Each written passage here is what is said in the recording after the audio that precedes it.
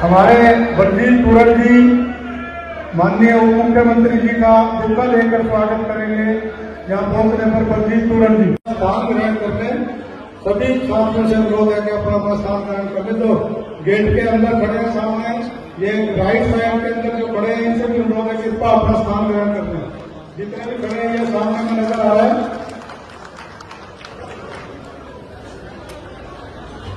बलजीत की इसमें कुछ चर्चाएं हमारी जो है वो पार्टी की होनी है, तो इसलिए आप सबसे निवेदन है, जितने भी प्रेस के साथी हैं, ये रविंद्र जी से अनुरोध करूंगा कि इनको देखने कोई प्रेस का साथी या कोई वो आदमी यहाँ अंदर ना रहे, कोई बॉडीगार्ड गनमैन भी अगर है तो वो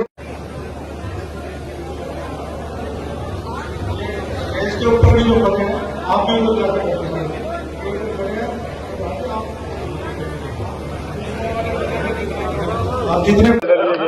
2024 की पहली राष्ट्रीय कार्यकारिणी की प्रदेश कार्यकारिणी की बैठक, कई विषयों पर गंभीरता से मंथन भी हुआ, चर्चा भी।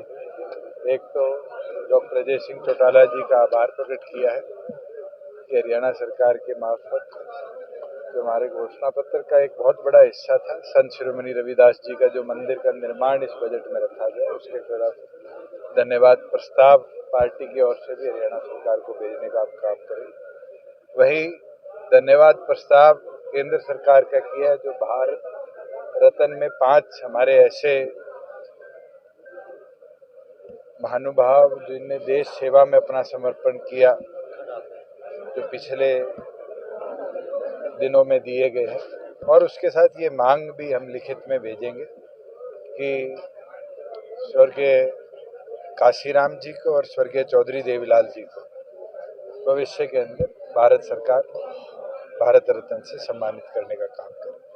बूथ सखी बूथ योद्धा पे जो कार्य हुआ है उसका विवरण भी दिया गया, और एक हफ्ते में उसको कैसे और गति के साथ कोड ऑफ कंडक्ट से पहले कंप्लीट किया जाए उसके आदेश दिए गए। और मैं उम्मीद करता हूँ कि टाइम बाउंड मैनर के अंदर जो बूथ लेवल पर पार्टी का प्रचार है उसका लोकसभा चुनाव को लेकर क्या कुछ निर्णय, उसके लिए एनडीए से चर्चा करने के लिए 5 सदस्यीय कमेटी डॉक्टर अजय सिंह चौटाला जी ने बनाई है।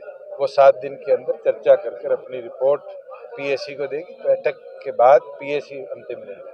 तो लोकसभा कितनी सीटों पर तालमेल बन सकता है? आज के दिन तो एनडीए के अंदर मुझे लगता है कि कल पहली जयंत जी के साथ बैठक हुई और इस तरह की दौर अगले दिनों में चलता रहे, बैठ के चर्चा करके इस पे कोई निष्कर्ष।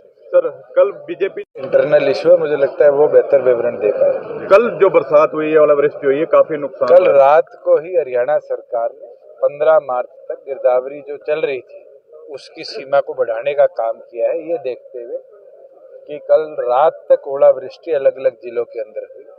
किसान के फसल लॉस को 2 से 3 दिन के बाद प्रॉपर ब्यौरा भी हो पाएगा।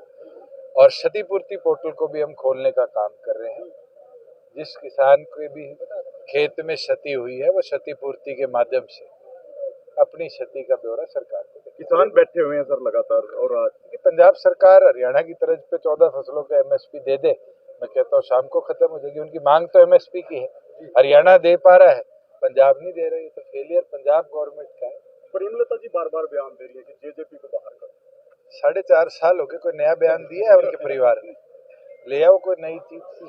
वो तो पार्टी छोड़ने की भी कह रहे थे, ना पार्टी छोड़े ना हमसे दूर हो पाए, तो वो तो कंफ्यूजन की स्थिति में है। आम आदमी पार्टी और कांग्रेस का गठबंधन हुआ है। कांग्रेस अपने आप को बहुत बड़ा दल मानती है, और जिस हिसाब से आम आदमी पार्टी को कुरुक्षेत्र की सीट दी है, मुझे लगता है कांग्रेस को भी बैसाखियों की जरूरत है। एक नया फार्मूला है, क्या चर्चा ये है कि कैंडिडेट जेजेपी का होगा, चुनाव चिन्ह कमल का होगा। मैं ये मानता हूँ कि जननायक जनता पार्टी जो है वो चौधरी देवीलाल की सोच को कमजोर नहीं कर।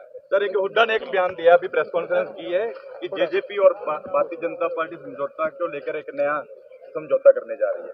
अभी उन्होंने रोहतक में प्रेस कॉन्फ्रेंस की। भाई उनसे पूछो समझौते का समझौता क्या होता है।